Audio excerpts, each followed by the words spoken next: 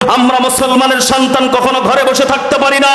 সিংহের মতো গর্জন দিয়ে তাদের কল্লাকে তো খণ্ডিত করতে রাজি আছেন কারা কারা? দুহাত তুলে দেখা দেন, কথা বলেন ঠিক কিনা?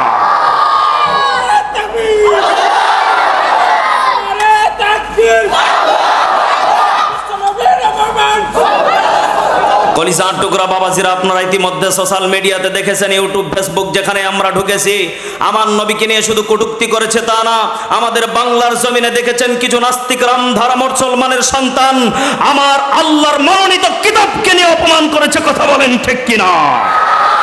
আমার ভাইয়েরা, আজকে আমাদের ঘরে বসে থেকে বিরিয়ানি আর সিন্নি খেলে হবে না।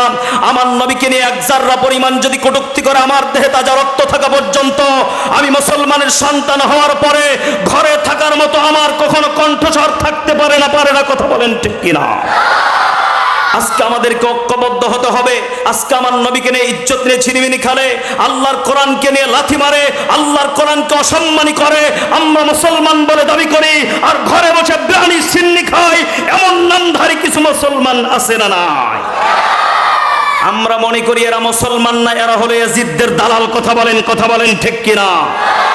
আপনারা ইতিমধ্যে সোশ্যাল মিডিয়াতে দেখেছেন যে কিছু নামধারী আলেমেরা আজকে আমাদের ওলামা ইকরামদের ভিতরে, আহলে সুন্নাত ওয়াল হকের ভিতরে কিছু রামবামগুলি এসে উল্টা পাল্টা ভাবে আজকে আলেমদের মান সম্মান ছোট করতেছে, কথা বলেন ঠিক কিনা? আজকে আমি খুব দুঃখজনক কষ্টের সাথে একটা কথা বলি, আমি কোনো রাজনীতির বক্তা না, রাজনীতির কথাও বলবো না, তবে আমি একটা কথা আপনাদেরকে বলি, আমাদের দেশে কিছু ওলামা ইকরাম যেই লোকগুলোর সাথে ছবি তুলেছিলেন, যেই লোকগুলোর সাথে আনন্দ করেছিলেন, সেই লোকগুলোকে ইসলামী মাইন্ডের কখনো মানুষ মেনে নিতে পারে না, কোরআন তাদেরকে মেনে নিতে পারে না, আল্লাহর রসুল তাদেরকে মেনে নিতে পারে না। এই সমস্ত কিছু নামধারী আলেম তাদের সাথে ফেসবুকে পোস্ট মারে যে আমি অমুক নেতার সাথে আছি, জোরে কোন সুবহানাল্লাহ। এই ভাই বুঝে বলেন কি সুবহানাল্লাহ না নাউজুবিল্লাহ? আরো জোরে। আজকে আমরা কোথায় গিয়ে দাঁড়িয়ে গিয়েছি? মাথায় টুপি, বড় জুব্বা টুপি লাগিয়ে আজকে আলেমের বেশ ধরে আজকে সমাজের ভিতরে ফিতনা ফাসাদ ঢুকিয়ে দিয়েছে, কথা বলেন ঠিক কিনা? আমাদেরকে মাঠে ময়দানে কাজ করতে হবে একমাত্র ইত্তাকুল্লাহ, কার ভয়ে? আরো জোরে বলেন, কার ভয়ে? আজকে আমাদের ভয় হলো শয়তানের। কার বলেন তো দেখি? কারণ যদি আপনি হক কথা বলেন তাহলে আপনাকে বাড়ির থেকে বাইরে থাকা লাগবে, কথা বলেন না কেন? আপনি যদি হক পথে চলেন তাহলে আপনাকে বউকে রেখে অন্তত পক্ষে গম খেতে থাকা লাগবে। আপনি যদি হকের পক্ষে স্লোগান দেন অন্তত পক্ষে সরিষা খেতে, ভুট্টা খেতে থাকা লাগবে, কথা বলেন না কেন? ওই দিন শেষ, এখন হলো আগামীতে কোরআনের বাংলাদেশ, কথা বলেন ঠিক কিনা? আমরা কোরআনের ঐক্য চাই কি চাই না? মুসলমান আল্লাহ আমাদের সবাইকে কবুল করুন, পড়েন আমিন। আল্লাহ রাব্বুল আলামিন বললেন, হে নবী, আমি আল্লাহ রাব্বুল আলামিন এই কিতাবটাকে শুধুমাত্র মানব জাতির জন্য, হেদায়েতের জন্য পাঠিয়েছি। আমি আল্লাহ রাব্বুল আলামিন শুধু হেদায়েতের জন্য পাঠিয়েছি তা না, আমি আল্লাহ রাব্বুল আলামিন এই কিতাবকে জান্নাত পর্যন্ত বান্দাকে যে কায়দায় নিয়ে যাওয়া দরকার, আমি আল্লাহ প্রত্যেকটা অঙ্গি ভঙ্গি আমি আল্লাহ কোরআনে দিয়ে দিয়েছি। চিৎকার মেরে বলেন সুবহানাল্লাহ। কলিজার টুকরা বাবাজিরা, তাহলে বলেন তো দেখে এই কিতাবটাকে ফলো করে মুসলমানদের জন্য ফরজে, বলেন এই কোরআনটাকে যারা ফলো করবে, কোরআনের কাছে যারা যাবে, তাদেরকে হেদায়েত করে দিবেন তিনি কে? আজকে চাঁপাইনবাবগঞ্জের মানুষ সত্য করে বলেন তো দেখি, কোরআন আজকে আমাদের দিলে না ঘরের কোণাতে? বলেন।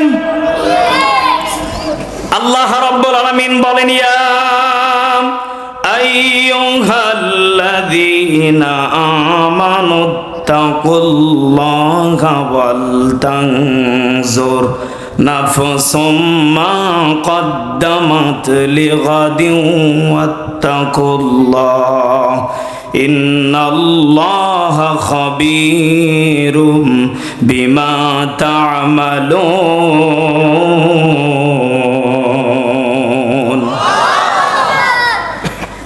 আল্লাহ রাব্বুল আলামিন বললেন, ইয়া আইয়ুহাল্লাযীনা আমানু, হে ঈমানদারগণ। এখানে আল্লাহ ঈমানদারকে ডেকেছেন না মুসলমানকে? আপনাদের কি মনোযোগ আছে? বলেন বলেন, মুসলমান না ইমানদার? এখন বলবেন হুজুর মুসলমান হলে আবার ইমানদার হওয়া লাগে, এই কথা বলেন না। আল্লাহ রাব্বুল আলামিন বলেন শুধু মুসলমান হলেই হবে না বান্দা, ইমানদার হতে গেলে তোমাকে একমাত্র হলো বান্দা আমার দাসত্ব গোলামি করা লাগবে, এক পথেই থাকা লাগবে। মুনাফিকদের কাতারে তোমার নাম থাকা যাবে না, কারণ মুনাফিক সকালে এক বেশ ধরে, দুপুরে আর এক বেশ ধরে, বিকালে আর এক বেশ ধরে। এমন মুনাফিক আমার দেশে আছে না নেই? আল্লাহ রাব্বুল আলামিন বললেন ইয়া আইয়ুহাল্লাযীনা আমানু, হে ঈমানদারগণ, ওয়াল তানজুর, ভুলে যেও না পরকাল বলে একটা দিবস আছে। নাফসুম মা কদ্দামাত লিগাদিন ওয়াত্তাকুল্লাহ, বান্দা পরকাল বলে যে দিবসটা আছে তোমরা জেনে রেখে দাও, নফসকে বলে রেখে দাও, জায়গা মতো আমাদেরকে একদিন যাওয়া লাগবে, দাঁড় করাবেন তিনি কে? কলিজার টুকরা প্রাণ প্রিয় চাঁপাইনবাবগঞ্জবাসী, চাকলাবাসী, আমাদের সবাইকে যদি চলে যাওয়া লাগে, সবাইকে যদি দাঁড় হওয়াই লাগে, বলেন তো দেখি, তাহলে আমাদের দুনিয়ার বুকে গোলামি, দাসত্ব, ইবাদত বেশি বেশি করার দরকার আছে না নেই? অধিকাংশ মানুষ আজকে ইমানদার বলে স্বীকৃতি দেয়, ইমানদার বলে দাবি করে, অথচ ওকে যদি জিজ্ঞাসা করেন আমাদের নবীর নাম কি, বলবে আব্দুল্লাহ। এই মাহফিলে যদি আমি একজন মুরব্বীকে প্রশ্ন করি, আচ্ছা বলেন তো আমাদের নবীর নাম কি, বলবে আব্দুল্লাহ। এর প্রমাণ আমি বহু জায়গাতে নিয়েছি, হয়তো এখানে বললে লজ্জা পেয়ে যাবে। শিক্ষার জন্য কথাটা বলতেছি, কথাটা এই জন্যই বলতেছি, আপনি যদি মুসলমানের সন্তান বলে যা দাবি করে থাকেন, অন্তত পক্ষে নবীর নাম, নবীর কালেমা জানা প্রত্যেকটা মুসলমানের জন্য জরুরি দরকার আছে না নেই? এই জন্য আমরা যারা মুসলমান বলে দাবি করি, মুসলমানের যারা সার্টিফিকেট লাগিয়ে ঘুরে বেড়ায়, এদের ভিতরে আবার কিছু সংখ্যক লোক আছে বিড়ির নাম ঠিকই মুখস্থ, অথচ কালেমা কোনটা এটাই ও ছাতা জানে না। কথা বলে না কেন?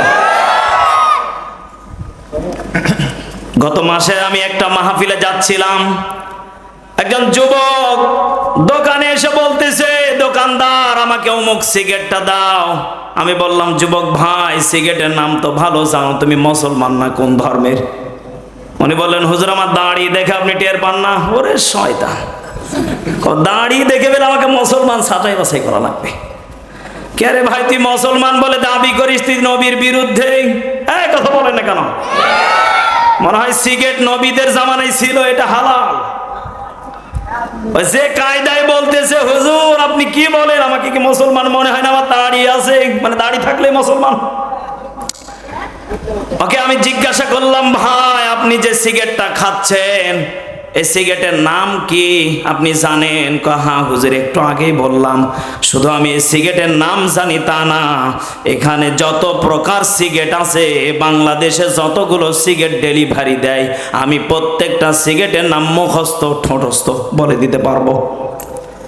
এই মাহফিলে এমন যুবক আছে পারবে? আছে আছে।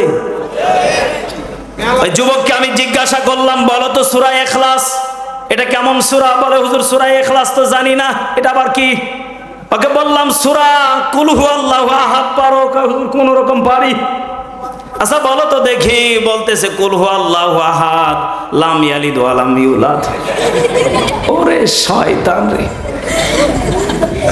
কলিজার টুকরা বাবাজিরা, শিক্ষার জন্য কথাগুলো আপনাদেরকে বলতেছি।